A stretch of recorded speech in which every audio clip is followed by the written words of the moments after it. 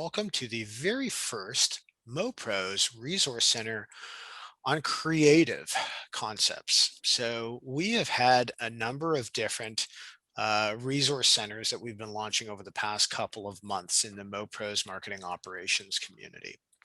And they've all been around different types of topics, technical topics. How do you use APIs? Topics. How do you grow out your marketing operations center? We've had mentorship topics. How do you get started in your career in marketing operations or in marketing automation? Creative is really the fourth piece that we have outlined of content that we want to cover. What are you actually producing at the end of the day with your marketing operations team? What kind of compelling messages? What sort of compelling imagery? What resonates with your target audience? What sort of tactics should you use? How does that line up with the strategy that you've built for your business or the brand voice or all these other different creative considerations that come into play when you're trying to build business, build audience, build market share? Um, it's not one topic to cover off in one session, and so that's why we started off a whole separate area that's involved with it, with creative. So that could be everything from front end design to more advanced topics like augmented reality, or voice search. And so we're glad to have you all with us here for the very first beginning of this session, and really looking forward to welcoming Kyle Hamer, who's a fractional CMO with the Hamer Marketing Group, and he's also one of the MoPros ambassadors. So we'll get into that a little bit later on. And before we do that, as we begin the very beginning of this journey, I want to kind of introduce myself and my co-host and talk a little bit about what we're trying to create here. So my name's Michael Tucker. You've probably seen me on a number of different videos in the Marketo community if you're a Marketo user. Um, I run a marketing consultancy, a marketing technology consultancy called the Conversion Store. I've been doing it for about 4 years, focused and based out of Charlotte, North Carolina, but focused specifically in the Marketo space and helping companies navigate and build out their Marketo instances to work for them.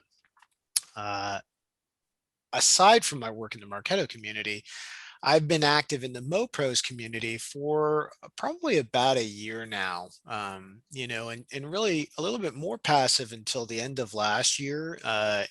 When Mike Rizzo and the founders of this community really connected with me and laid out an opportunity for all of us to be able to contribute as chair people within the different marketing automation platforms. So in my case, I applied and really was selected to be the Marketo chairman to be able to help foster kind of Marketo conversations. So of the 1,500 marketing operations professionals, we have over 500 of them that are in the Marketo space.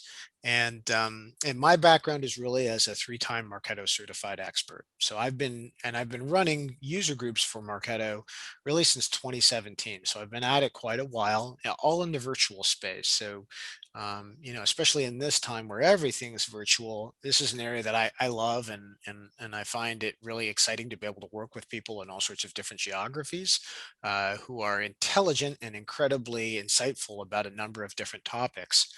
And one of those people that I've met along the way, who I'm really pleased to announce is going to be co-hosting this session with me, is wait for it, drum roll, Mr. Rob Walter. And Rob, I'd love you to introduce yourself, but just kind of reading off the headlines from LinkedIn, you're the marketing operations manager at SAS Optics.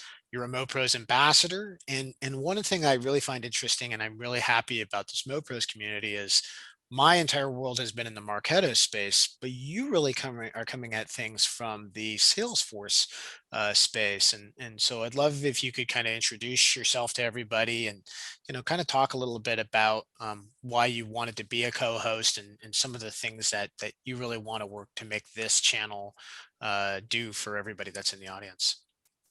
Sure. Thanks, Michael. Yeah, like Michael said, my background's really in Salesforce and Pardot, though I started with HubSpot just a few years after it launched, so that dates me a little bit. So I've been in and out of all the maps, but mostly focusing on, again, Salesforce and Pardot, probably for the past Salesforce for the past 12 or so years. And I've done stints in as a consultant and digital marketer, and now MOPS manager. But I really like the opportunity to do something with the creative group because I've been in all those roles. I've done the brand stuff, I've done the content stuff, I've created the content stuff, I've written, I've done all that stuff. And I really, at the end of the day, though, really liked the operations part of it all and the tech. So really happy to kind of kick off this series with Michael, and looking for a lot of looking for your ideas about what you'd like to see in more of this series. So yeah, without further ado, let's get into it though. Yeah, We, absolutely. Okay, let me jump back into this and talk about some upcoming events that we have first, and then we'll introduce our keynote speaker. And to everybody who's in the audience, so we'll have some discussions and some Q&A towards the end of this too. So be ready, and this is not going to be a one-way conversation. This will be an interactive portion of this as well too. But to give some background here, we're all doing this as part of the MoPros marketing operations community. If you don't know what that is, if you're watching this on the YouTube channel, first of all, click on the MoPros icon to the bottom right of your screen, and you'll be able to subscribe and click on the bell icon, and you can get notifications for every resource center that's coming up. But also a greater thing is go to the mopros.com and sign up to join the community. Again, we have at this point in time, I think just over 1,500 people, and that's growing pretty rapidly now. And really, it's a great place to learn. It's a great place to grow your career. It's a great place to ask questions and any challenges that you might be having. There's a Slack community. There's also a forum community that allows you to be able to have, knowledge, questions, and answers that'll be saved on there for all the time. And so over time, we're building up really an extensive library of different marketing operations content that you can use. And it's content that's across all marketing operations platforms. So Rob had mentioned a background in HubSpot, as well as in Salesforce. I have done some work in HubSpot, a little bit of work in Eloqua, but my main focus is in Marketo. But we have a Eloqua chair in Kit Sharma, and we have a Pardot chair, Stephen Stouffer. And coming soon, we have a HubSpot chair as well too that all specialize in each of those platforms. And so that really brings us together as the MoPros. So it's platform agnostic. Whatever tool that you use, even if you don't use one of those four tools, there's something within the MoPros that will help you with your career. In terms of upcoming events, a couple of things on the calendar here. On April 22nd, a couple of days from today, we have the next episode of the OpsCast podcast. This is co-chaired by three different members of the MoPros community. Our founder, Mr. Mike Rizzo, who's on the call, and Naomi Liu and Michael Hartman as well. And so, happy to talk a little bit about the next session, which is about revenue attribution, build versus buy. Mike, do you have anything that you want to chip in about the podcast to kind of tell people either how to sign up or some of the things that you've talked about to date? Um, Honestly, the show's been fantastic so far. Michael Hartman's been doing a killer job organizing speakers, and I think if you just want to come in, join us live. It is a live radio show. Typically, we might switch the model, but the conversations are just phenomenal, and I think what we have coming up is going to be great. You can visit themopros.com/opscast, all one word, OPSCAST, and it'll redirect you to go to this to page to subscribe and be notified when we go live. But appreciate the plug. Yeah, no, happy to do it. I think it's one of those resources. All of these resources are free to be able to attend and join. And so we have a lot of different types of areas where you can participate. So I like to listen to these podcasts while I'm in the car waiting for my Starbucks coffee. Other people like to listen to them at home and stream them on Chromecast. So there's a lot of different ways that you can participate. Okay, and then the next session too. So as we mentioned before, we have 4 different types of resource centers. The next one that's coming up beyond this is going to be a mentorship resource session. And Courtney McCora, who's a MoPros ambassador, is a friend of mine from the Marketo community, is going to be talking about how to work with a marketing consultant. So that's going to be on May the 5th. On May the 17th, Jen DiMaria, who is a MOPS manager at Telium, is a highly decorated member of the Marketo community, is going to be talking about how to develop a winning nurture strategy. Coming up after her will be her co-presenter at Adobe Summit, which is coming up next week, Jessica Cow, who is Senior Director of Demand Operations at F5. And she's going to be talking about how to build quality dashboards for, you have these for your clients and then also for your executive leadership.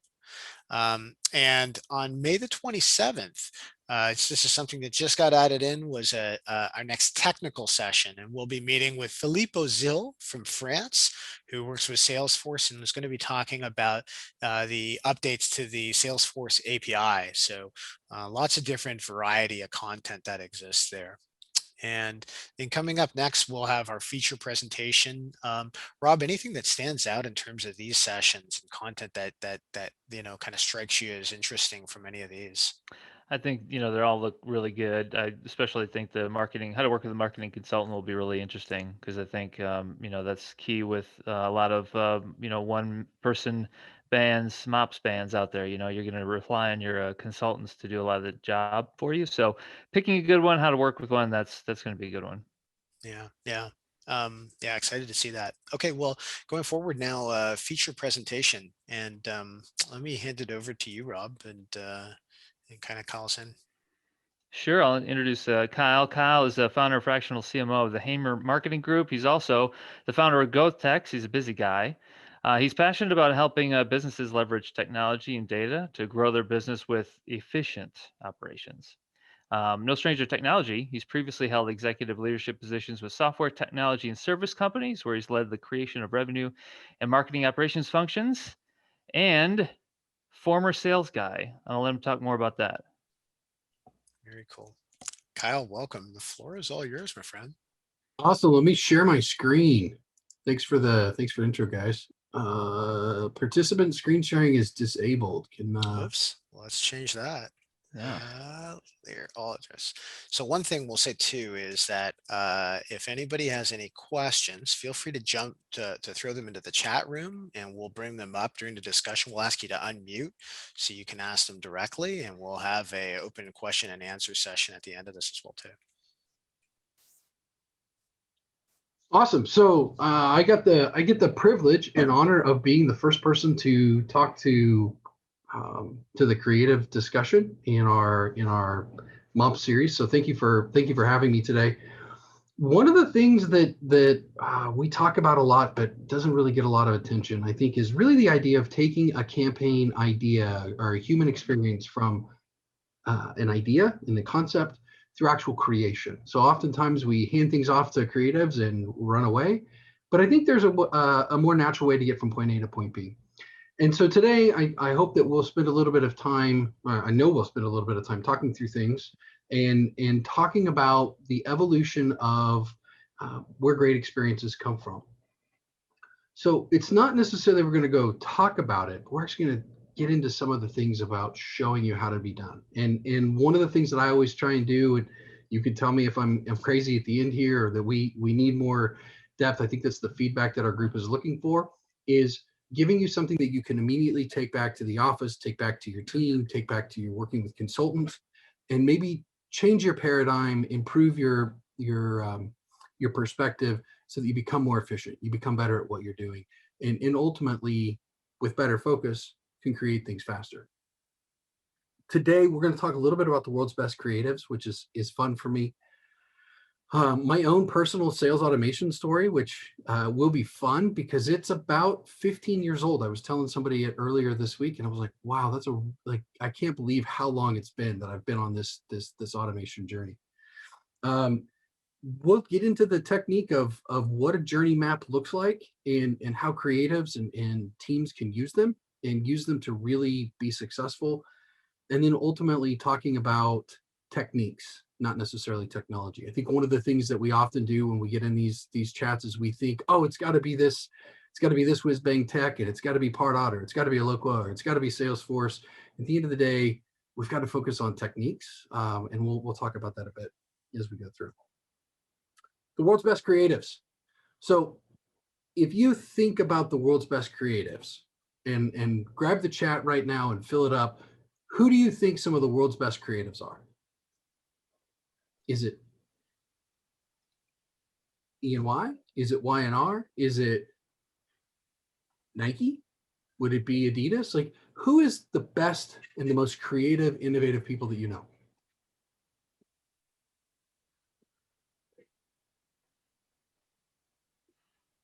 Apple, certainly. Johnny Ive at Apple, there's one. Ooh, Nintendo, that's a good one. What else we got? Not everybody all at once. I think of all the different advertisers at the Super Bowl. Things like Budweiser, things like that, or Pepsi. Ooh, McDonald's. That's interesting. That's one I would love to explore live in the chat, because that's not something that comes to my mind immediately. When I think about the world's best creatives, I think about two things that the world's best creatives do. They create memorable moments that are designed and built with intent.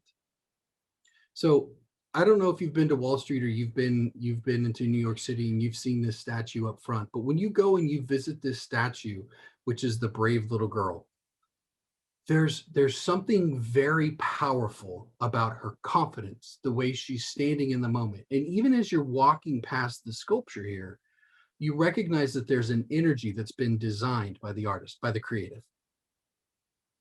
And when I think about the world's best, I think about the companies that create powerful and unforgettable moments that are all powered by operations, by people like you and I. They're thinking, for example, Disney. I don't know how many people have been that are listening, have been to Disney, but Disney is incredibly detail oriented when it comes to finding out what it is, making the world when you're there a magical place. They're thinking through, how far do I have to walk to get food? How far is it to a bathroom? When I engage with a ride, and my wrist, what do I know about you? If it's a technological space, can I say your name? Can we create an unforgettable experience and moment and stitch all of the things behind so that it feels like magic?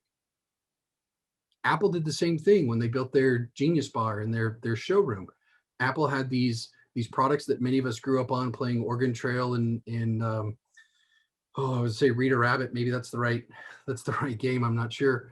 But we grew up on the A2E. It was this kind of industrial technology. And along the way, they started focusing on, no, here's how we're going to do a retail store. Here's how we're going to let people experience our devices. Here's how we're going to help them check out. Here's how we're going to help them get set up. Here's how we're going to help them get support. And across their entire experience, they used technology and creativity and storytelling to create and craft an experience. I had a person telling me not that long ago about going into an Apple store via COVID and kind of being in lockdown. Like my iPhone screen shattered. Apparently that still happens. And they had to stand 6 feet apart. But the way that Apple handled it, there were lines out and around the store in the mall. They never felt like they were waiting an inordinate amount of time. They always felt like Apple was moving them through, or there was somebody there to chat with them. Even though there was a 6-foot social distancing, those moments were crafted and they were designed with intent. And then probably my favorite campaign that I've ever seen done. Who here has heard about JetBlue's Christmas celebration? Maybe you have, maybe you haven't. But about, I think 5-7 years ago, JetBlue decided to do this idea where they took one family on Christmas Eve leaving from an airport in Canada, and I believe they were going to someplace in New York City, but they were on a flight that was going to be roughly 2.5 hours. And there's a story, there's a video, we'll share it with you when it comes out. But essentially what they did is they gave people the opportunity while sitting in the airport waiting to get on the plane to meet with Santa, and for people to say and tell Santa what they wanted. Well, what it was an actor sitting there playing Santa. The information was coming in real time, and they were immediately going to Best Buy or to Walmart or to local places to source that particular gift, so that when they got off the airplane at their destination, they picked up their gifts at the turnstile. They took a creative idea, mapped out a journey, and left an unforgettable moment for each of those people that interacted with the company. And for me, I think it's one of, I don't know if somebody just said, was that real? And yes, it's real. I could send the video out. It's not staged. It's a pretty cool video. But for me, I had a similar experience in my own journey, not because I was worried about creating unforgettable moments, but as a salesperson turned marketer, I was motivated by being afraid of the phone, and knowing that when I dealt with people or I had conversations with people, it was really important for me to create an experience that would leave a lasting memory, that would create an opportunity for a human moment. Because those to me are the things that are sell, that compel, that move people forward. I was a new guy in tech. I had a territory of 9,000 people. I hated cold calling. I knew it was a necessary evil. I hated the marketing team because I felt like the stuff they gave me sucked.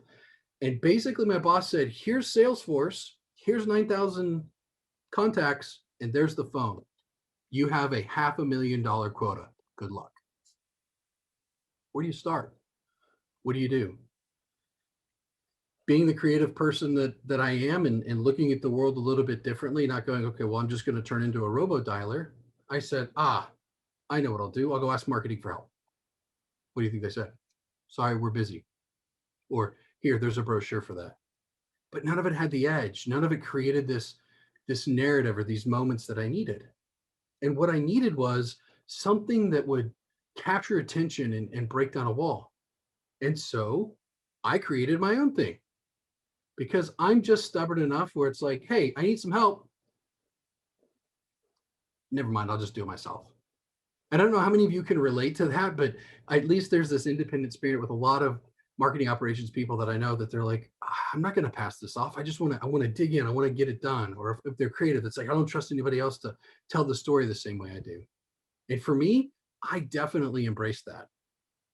And so this independent spirit, this knowing I needed to feed my family, this knowing that I had these things that I needed to get done, led to me starting to write on a whiteboard this process, these things that I wanted, these things that were important for me to make happen and to put together. And so I had this idea, and I was like, oh, okay, so I'm going to build a campaign, and I need a reason to call.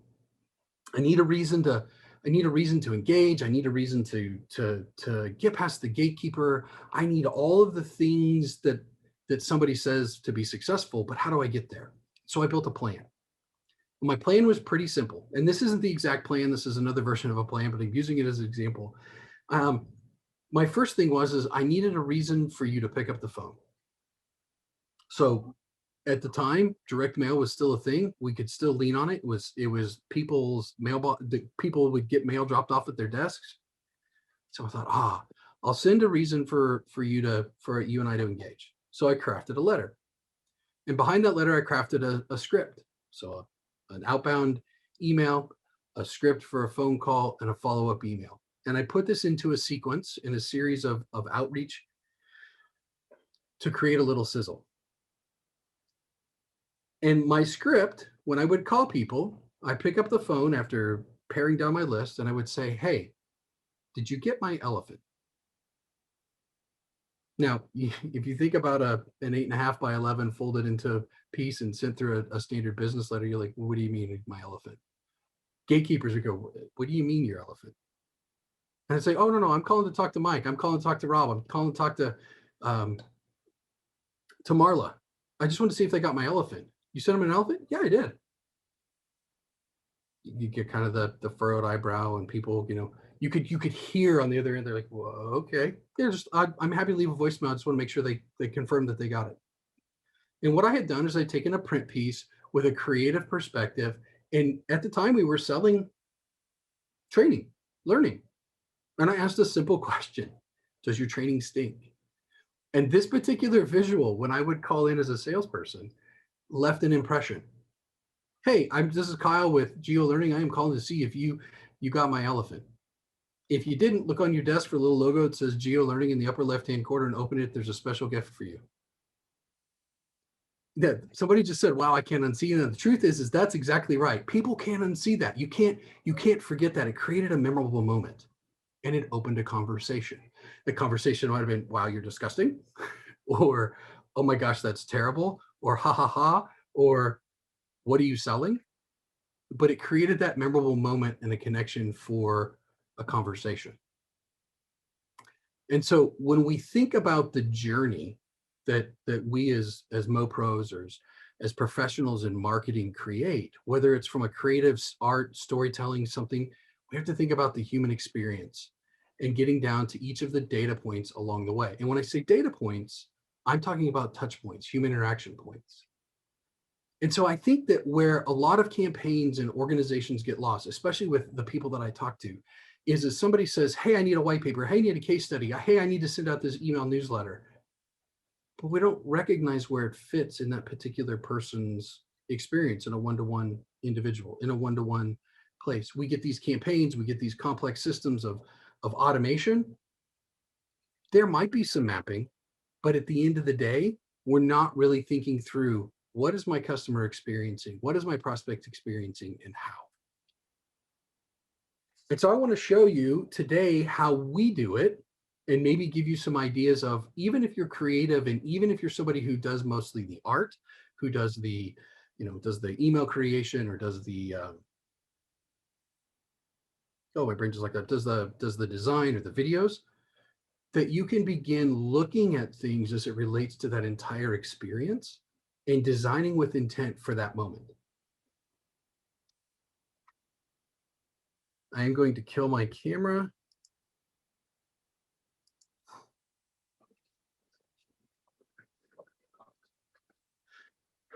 Now, if you work with marketing operations or you work with sales operations, you see boards that look like this right here a lot.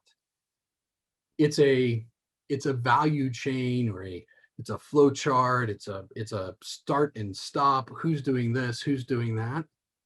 And I think these are really, really great for programming and telling technology what to do. But I don't think they're that great for actually identifying what's going on with a customer or with what's going on in somebody's process. So I built a different view, and I built the view based on the customer journey. Now, seeing what's happening and seeing what's going on here, I'll show you. The way I look at it is that from a customer journey standpoint, there are these waypoints, and there are things that are happening that are human related, person to person, um, creative idea to human, that are facilitated by technology. And so if we take the campaign that I built earlier in my career, we look at, what are my customer interacting with? My customer might interact with the email, they might interact with a cell phone, they might have interacted with the website, or in this particular case, let's just drop this in here.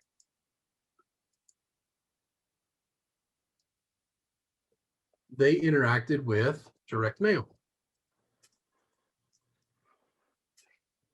Did it type in? Oh. And I don't know who else used Miro here, and I don't know why it's is it frozen? Yeah, it is. I haven't used it before, but it's basically like a charting technology, so you can kind of type into this cell. Is that what you're kind of doing with the? Yeah, it was just, I am. So, and what I'll do here is I thought we might run into this. So I'll pull this over here, and this isn't the oh, there we go. So a week later, here we go. Right? If I was doing a Miro demo, they'd be like, please don't sell our technology like this. It's terrible.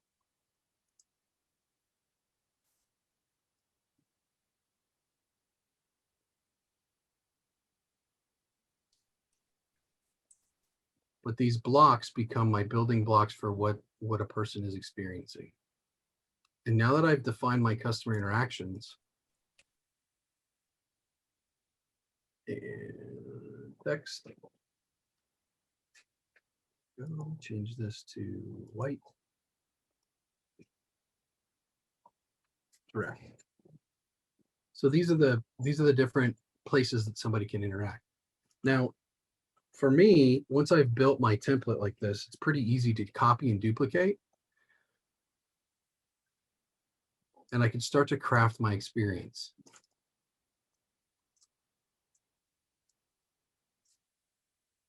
Send mail. Have you seen my elephant?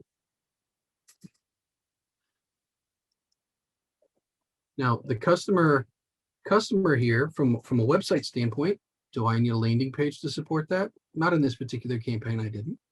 Did I have a special calendar for an invite? No.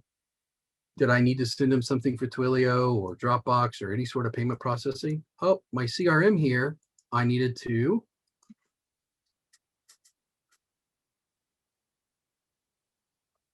pull a list.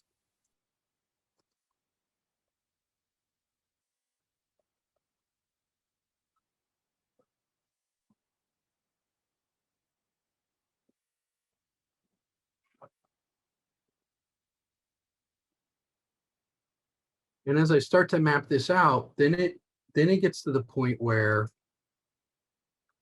you know, I'll speed this up for everybody because I know we're pressed for time. But where I can take an entire customer journey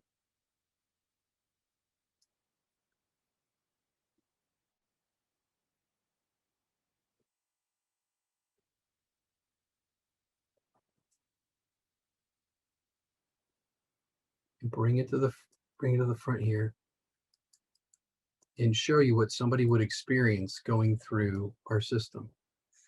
And in this particular case, this was somebody who has an online inspection service for Uber drivers and Lyft. And as you walk through their first steps, somebody visits their website, learns about their inspections.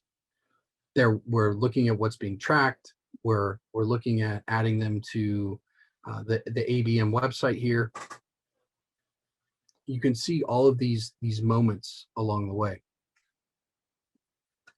And now all of a sudden, my pictures, my videos, the elements that I want to have here, using an environment like Miro, using an environment, I think Lucidchart does the same thing, SmartDraw does the same thing, but creating some level of picture of what's happening, you can start to overlay your assets. And you can ask yourself, if I was experiencing this as a customer, if I was on the website and I was learning about the company, and I consumed this particular creative piece, would it compel me to go to the next step? Does the next piece in my journey feel logical? And then you can look at what you're doing from a technology standpoint, or what the rest of the organization is doing from a technology standpoint to support you. For organizations that we've worked with, or that I've worked with, or even my own personal piece, this has been a powerful tool for walking a sales team through what they're going to see, what they're going to experience. Sales teams oftentimes from marketing departments will get if they get anything, they'll get a fractioned version of a brief. They may get, here's email number 1 in a PDF, email number 2 in a PDF, here's a link to the landing page. And the salesperson doesn't know what to do with it. The salesperson doesn't know what to do with it because it contextually doesn't make sense to them. When you create a map like this, you create this is what we're trying this is what we're trying to create from a human experience standpoint. This is what needs to be unforgettable. All of a sudden, what you'll find is that somebody else in the marketing team will go, well, gosh, you know what? I'm looking at these reminder and confirmation texts.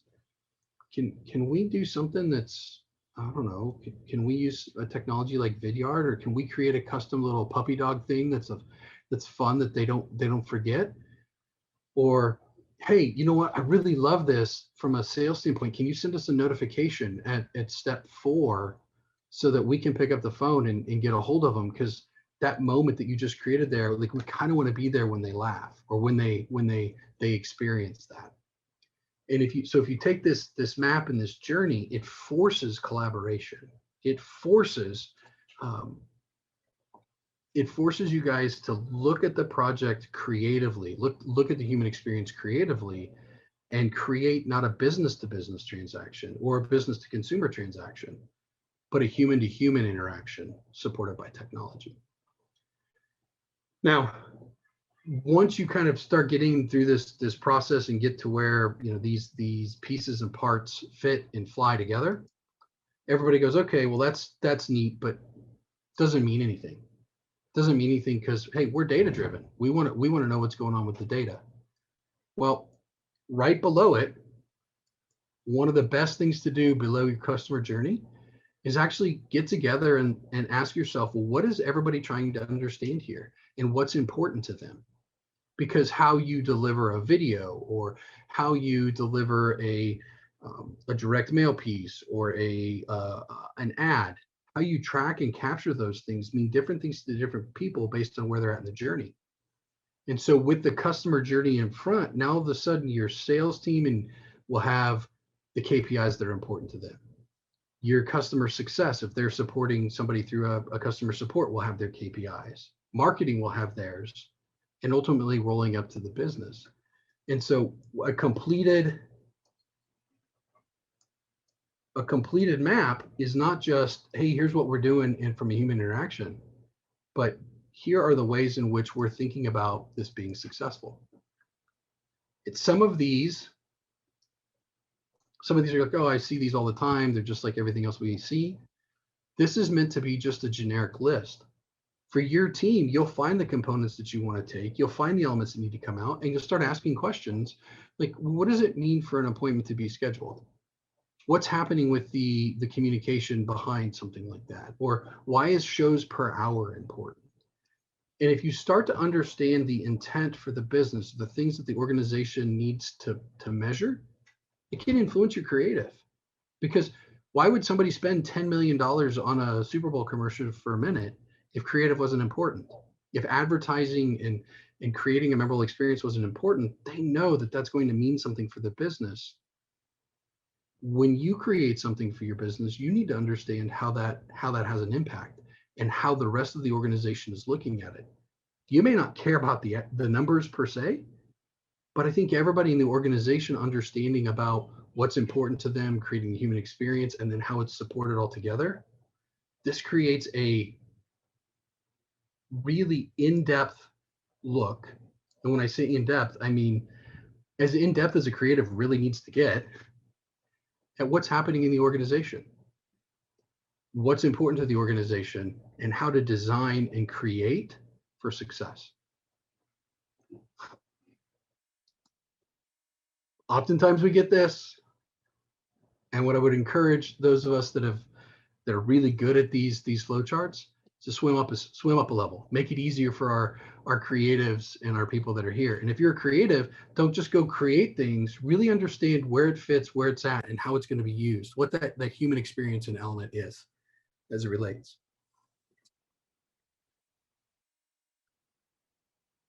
The last idea that I have here, the last piece that I talk about here is a lot of times as marketing operators, people that get into data or process or even creative, we think about, oh, should we deliver this video via Vidyard or should it be on Wistia? Or how about a Amazon S3 server? And do we going to track that with a Google code or not? And I think one of the things that we do as marketers in this environment is we self-limit. And I think it's really important to remember what Covey says, that technology is a great servant, but a terrible master. We need to focus on the techniques of building great experiences, thinking about those moments in which organizations will interact with our art, will interact with our story or our narrative. You never stop telling your story.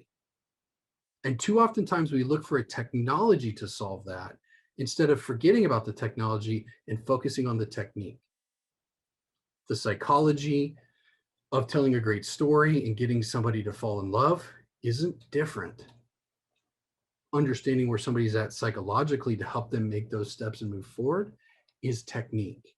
Mastering how you craft and work your map together is technique. Your technology is not going to do that.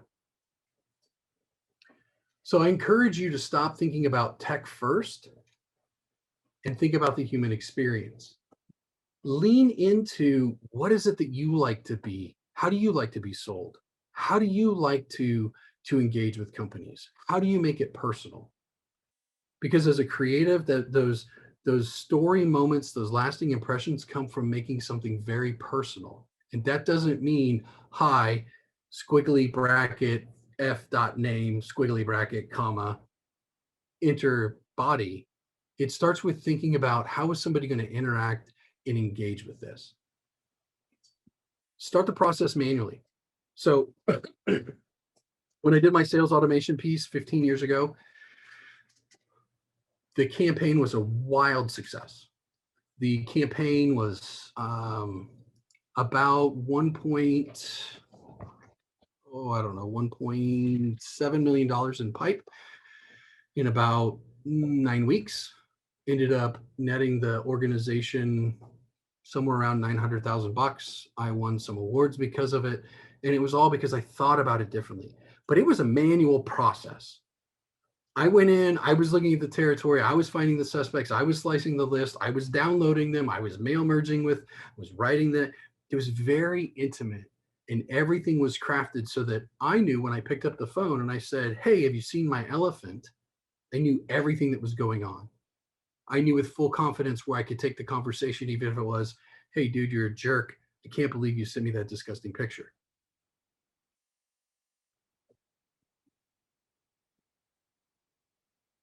Creative thinking and outside of the box thinking is looking at the world with a different perspective. And I encourage you to stop always saying, oh, what's this best practice here, the best practice there? There are guardrails for reasons, but be curious enough to challenge those guardrails, especially as you're doing things manually, and ask, what if? What if instead of the video being 30 seconds, because that's what everybody says is great, we tell a compelling 2-minute and 20-minute or 2-minute 20-second video?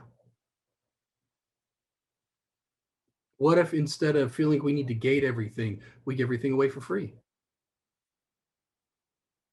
Does it force me to make different content or craft different messages or different art and style as creatives if I remove the fact that you've got to give me your name and get a lead first? Challenge it. Lean into pushing the boundaries, not only of the technology, but of your own preconceived notions about what works and what doesn't. And then probably the single most important thing that I can leave everybody with here today is be unforgettable. Don't be the guy that shows up in your inbox with sequences after sequences after sequences. And the first email is like, hey, did you get my, or first email is like, hey, this is what we do. Blah. Second email is, did you read my first email? Third email is, hey, moving this back up to your top of your inbox. Fourth email is like, well, I guess you don't want to talk to me.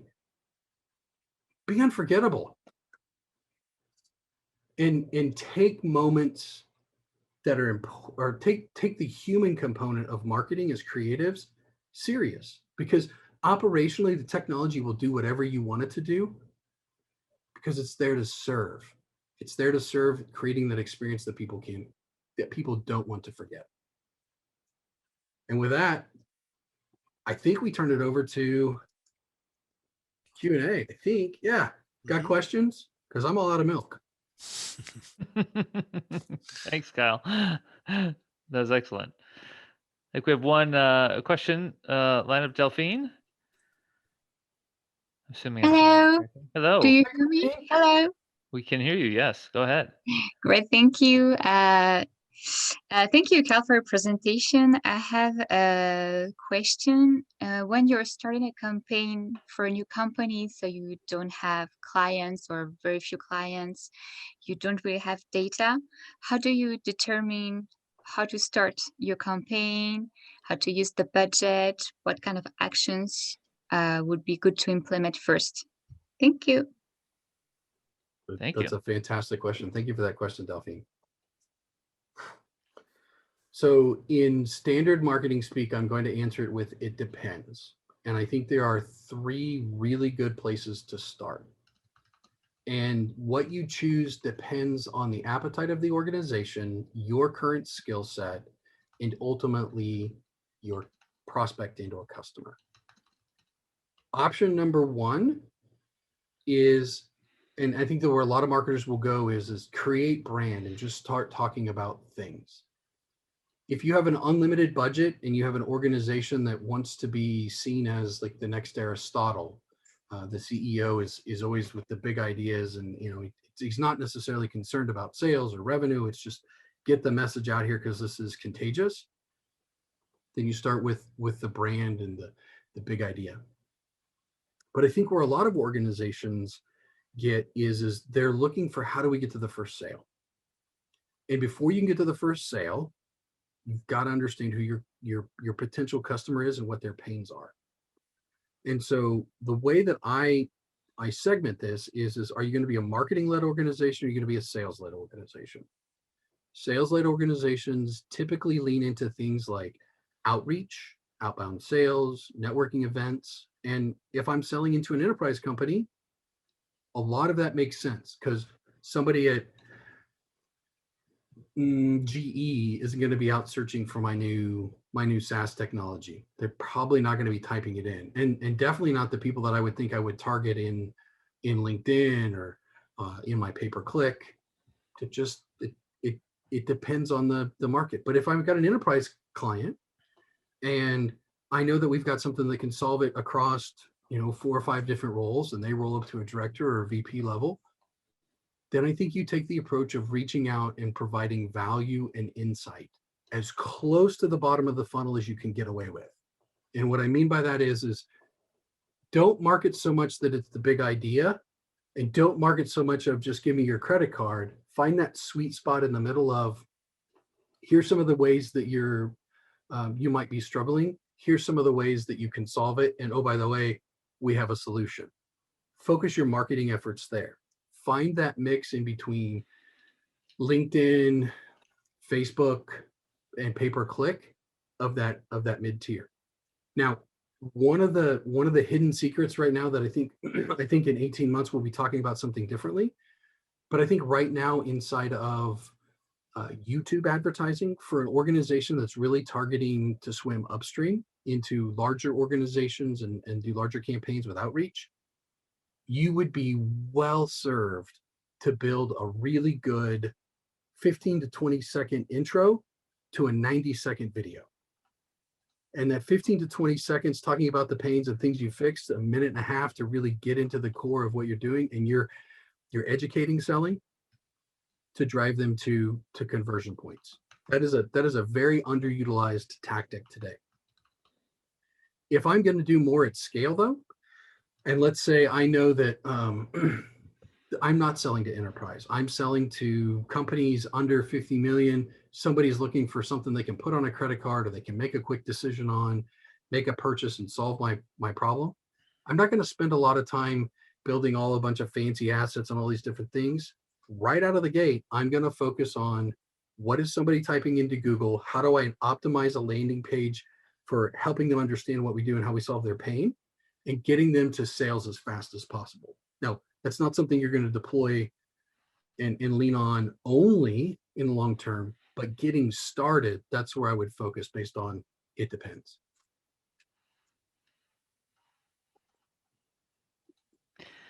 Kyle, Thank you. if you're thinking, and thank you, Delphine, for that question. If we're thinking about it from like a MOPS perspective, and maybe we're not, in charge of the creative, maybe we're dealing with a marketing team that maybe hasn't thought out these memorable moments, as you say. How can MOPS sort of lead the conversation there? Well, so what I think is really important for MOPS, especially as we look at elevating the position organizationally, and what I mean by that is ops shouldn't just be doers. You shouldn't just be pipers. You shouldn't just be electricians connecting things. I think there's a strategic element that every MOP has in leading and forcing the organization to look at things differently. And here's why. Too often, I think MOPs get the, hey, I need you to do X, Y, and Z. So basically, I need you to get this to pop up on the particular page at this percentage and shoot this message. And contextually, you program it or you make the widget or the technology do the thing. But the person who doesn't understand the technology, the person who doesn't understand the piping is saying, well, I want this to happen. And you don't see necessarily the full life cycle. And so what I would encourage MOPs here to do is say, okay, like, great, can we actually start to document? Can we build this journey out? Because I want to make sure that we leverage the technology to its fullest. Can we understand what we're really trying to communicate and deliver here? Because maybe there's something in this particular software, a new feature that was rolled out that we can leverage instead of me going out and just solving this one particular thing. Can we stitch these 2 or 3 things together? One of the companies that I think did a really good job of thinking about this in an ecosystem, and MOPs can leverage it, is take kind of the drift model of if we take this conversational marketing approach where it's like it's not a one moment in time and convert and hand off to sales. It's kind of this stream of conscious that moves, in between sales and market fluidly. A marketing operator needs to understand that and be able to see that journey, but they need some structure. So don't be afraid to ask your CMO, your VP of marketing, your senior sales leader to whiteboard it for you, so you can start to understand what the expectation or experience is. And then you can also look at it and say, you guys are doing email here based on our customer and technology that we have. Feels like a text is actually a better solution. It feels more natural based on your own buying experience, based on the things that you make personal. So don't be afraid to come to the table and just ask for structure, so that you can do better and be more efficient with the work that you're programming. Excellent. All right. Well, I think we're almost out of time. I'd like to jump in on one actually, and I love the session. I love the way that you're diagramming it out. Like, these sessions are great for instructional content, and I'm glad that you're able to kind of bring Miro into this and show the diagrams that you have there.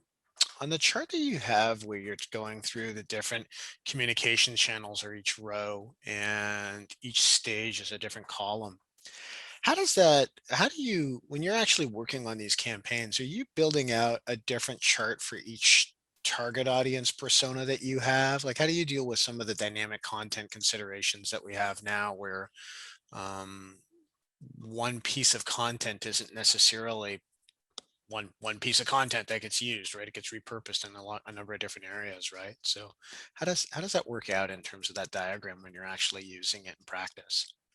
Well, in practice, what I try and do is get the story first, right? So call it the wireframe. Just like as if you were to wireframe a web page, you're like, well, I think I want a form here. I want a hero banner there. We need some sexy selling bullet points here. It's your guide. And we all know that, okay, once we kind of have the guardrails in, then as we actually go to apply paint and we go to integrate the technology, we go to put things together, it gets a little nuanced.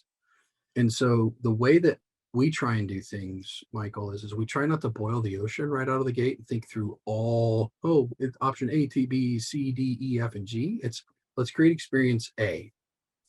Now, let's layer on experience B. Let's layer on experience C.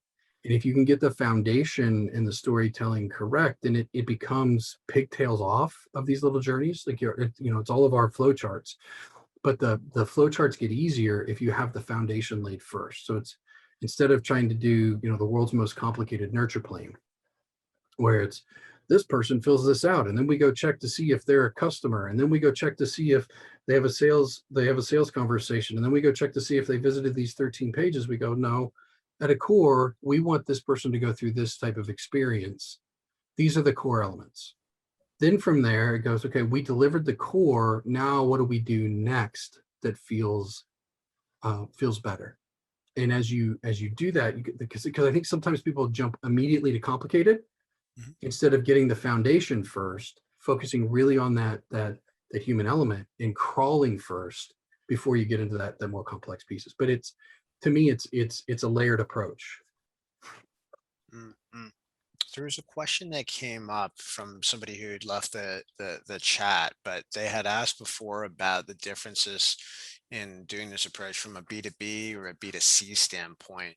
And, I was wondering if you could kind of lay out what, in your mind, is there a difference in terms of approach that you have in this technique if you're working in a B2C company versus a B2B one?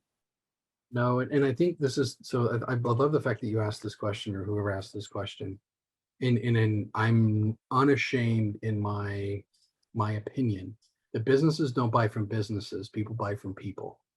And whether that's in a one-to-one or a one-to-many type of relationship, or if it's in a, what looks contextually like we've looked at things from a B2B standpoint, we are in an environment where information is maybe presented to lots of stakeholders inside of a business, but the champion, the influencers, the people that are really making the decisions to move the ball forward or not, they're not buying it based on your company.